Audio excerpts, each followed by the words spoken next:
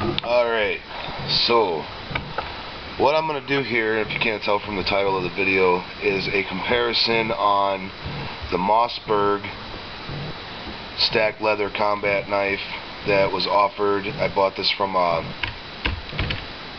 Sportsman Guide magazine, and I have an original K-bar from the K-bar company here.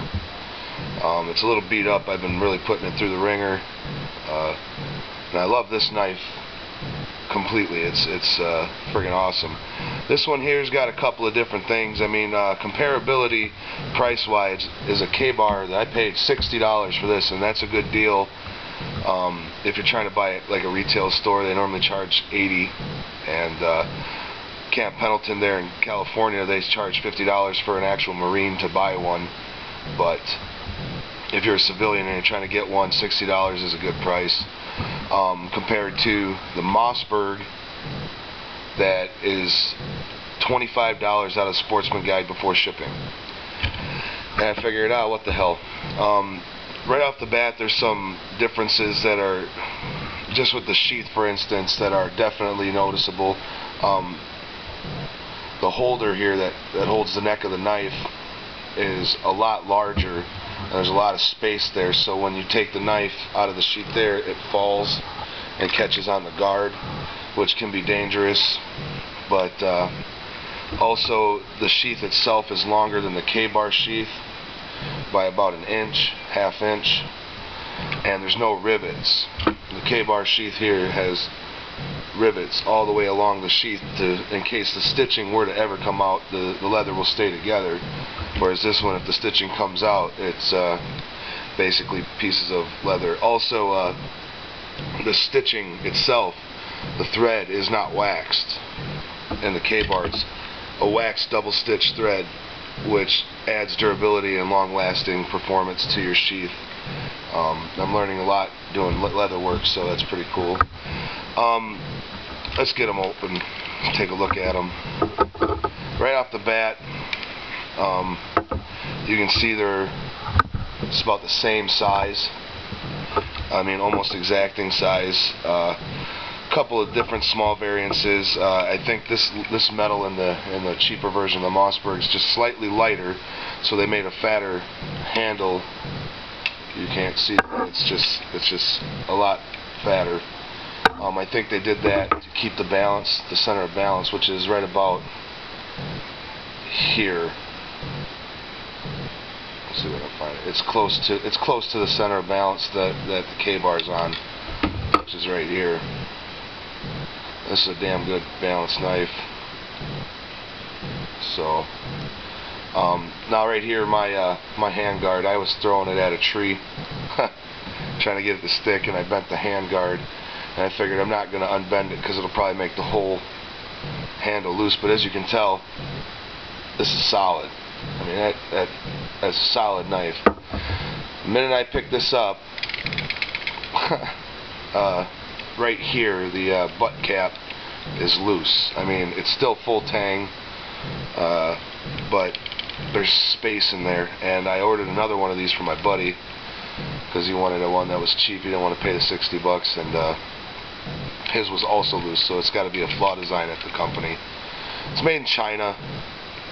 Right here, manufactured in China. Let's see if I can get that in there, in the frame, in the focus. Well, it's made in China. The national headquarters, USA, manufactured in China for the Mossberg company. This is a K-bar. This is made in America, in New York, Olean, New York. So that's night and day there too. Also, there's some interesting differences. This is the serration. Both of them are serrated. This is what K-bar offers as serration. It's a deep cut inside the metal with rounded serrations, so you still get a good cutting power, but it's not the kind that can, in a combat situation, if you had to stab somebody, this will come out clean. Whereas this here, this is a deep pointy serration. I mean, that right there, it probably gets stuck. That's what I imagine, but it would make a hell of a wound. It came razor sharp right from the factory. That's one good thing. This is surgical stainless, so they say, And it, so far, I mean, I got to take this out and give it a good hell test and see how well it performs compared to this. I've chopped down trees with this thing, batoned wood. This is an excellent knife. I use this every time I go out into the woods. You can see there's a lot of little battle damages here. Like I said, I put this thing, I've thrown it, I've cut shit up, I fucking opened tin cans with it. I sharpened the back side here, which if you're living in California, don't do that, it's illegal. But here, I don't give a shit. I sharpened that because I saw in some World War II videos, old movies and whatnot, that they were using this as the sharp edge to cut, you know, whatever was necessary, and that way I always have a sharp edge that I can use for fine cutting, even though I guess that's what this part of the knife's for anyway. But so that's what I did. This one I'm not going to. It's way too thick to even start start the shape to sharpen.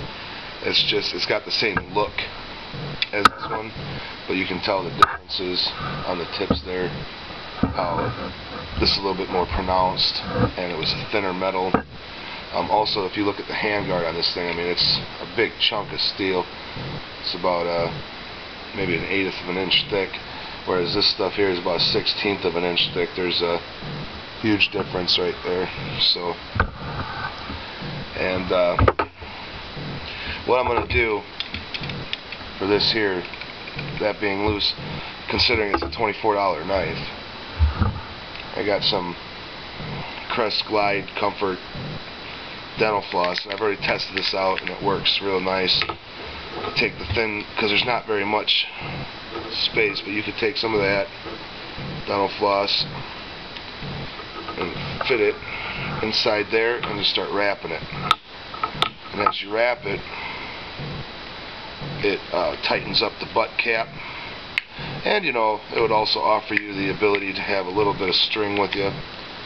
But like for mine here, I took some paracord on the sheath of my K-bar and I wrapped it up through the lanyard hole and around inside the belt loop and keep it there, so I always have a little bit of paracord to go with the knife. So if I had to, I could tie it around my leg and secure it, or secure it to a pack, or whatever else, you know. So, but now, as you can see, it doesn't shake, so you just gotta, I mean, it looks kind of ugly right now, but it won't take too much just to cut these two little ends off, and now you got kind of more of a solid knife. So, I mean, all in all, 24 bucks. It ain't bad. I'll take it out in the woods and try to do the same stuff I've done with the K-bar and see what it does under pressure. I mean, I've fucking used this as like a pry bar and pried open boards with nails in them and shit, and I don't know if this is going to stand up to that same test. But all in all, I mean, the blade thickness on the back sides there is the same. Like I said, the handles, the K-bar handle, you can just tell the quality differences. This one's a lot thicker. This one's more ergonomic. I mean, it's solid, easy to hold. This one doesn't feel so bad though. And for 24 bucks, shit, you know. But you know, so I'll keep an update review after I get this one out into the field and see what happens with it. And if you like this video, if you're thinking about buying one of these, as I imagine that's why you were searching for it, just be aware that it is not a K-bar. But for the money that you're spending, I hate to say it, even though it's Chinese, you're getting a good deal. It's too bad. You know, you think we can make these in our own damn country. How hard is that to start a knife factory? You know, that'd be good jobs. I'm sick of it. But that's a whole different ball of wax. Alright, I hope you liked the video. If you did, subscribe, comment, whatever. Thank you.